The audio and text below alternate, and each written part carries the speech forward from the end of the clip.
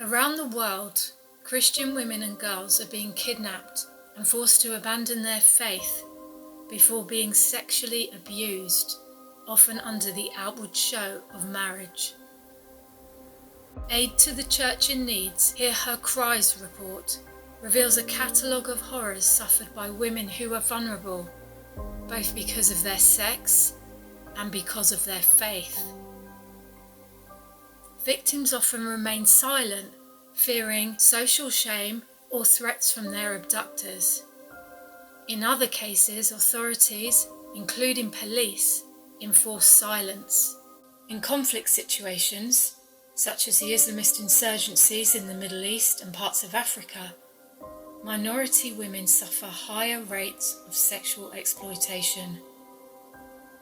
The attacks on Christian women in countries like Mozambique, Nigeria, Iraq and Syria can be regarded as genocidal.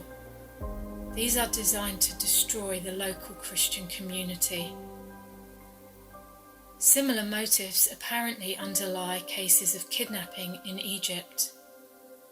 A former kidnapper said girls are groomed or abducted and passed to hardline Salafist groups who force them to convert.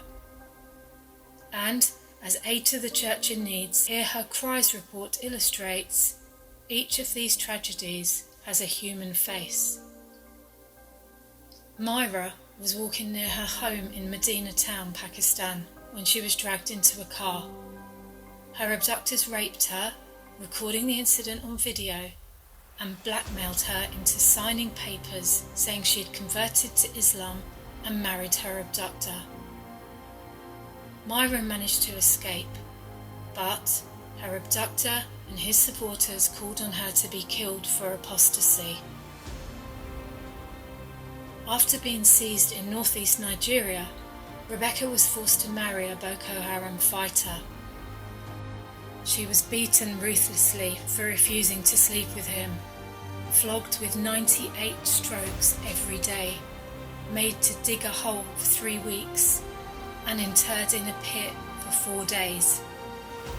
He finally forced himself upon her, but she managed to escape, walking over 3 weeks to find freedom.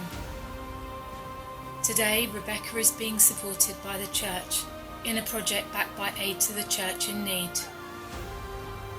And these are not isolated examples.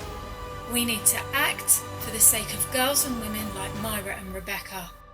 We need to help those persecuted for their faith and sexually targeted because of their gender.